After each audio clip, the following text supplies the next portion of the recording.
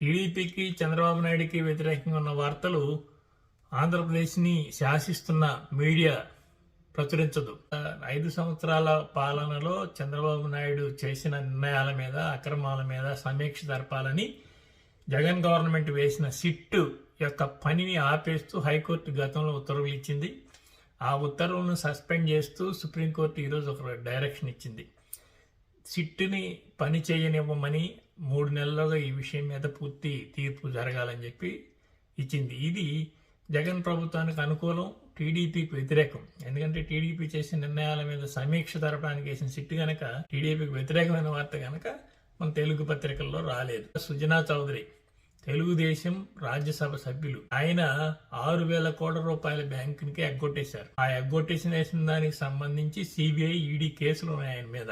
ఈ 6,000 కోట్ల రూపాయలు ఎగ్గొట్టిన దాంట్లో చంద్రబాబు నాయుడు గారికి కూడా సంబంధం ఉంది. ఎందుకంటే ఆయన చంద్రబాబు నాయుడు బినామీ, అందరికి ఎక్కువ మందికి ఇన్నర్ సర్కిల్లో తెలిసిన విషయమే. ఆయన సిబిఐ లుకౌట్ నోటీసులు ఎదుర్కొంటున్నారు. అంటే ఆయన దేశం విడిచి పారిపోకూడదు.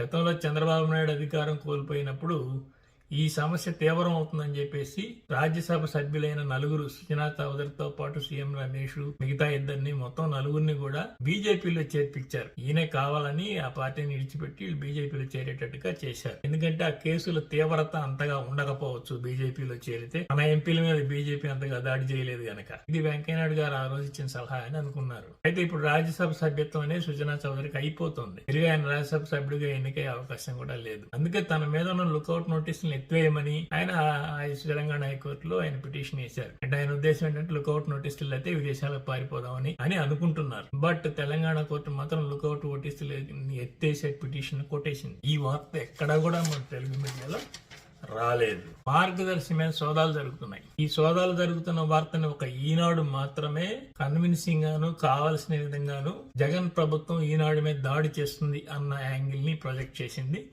మిగతా ఎక్కడ ఏ మీడియాలోనూ ఈ వార్త రాకుండా మేనేజ్ చేసుకుంది.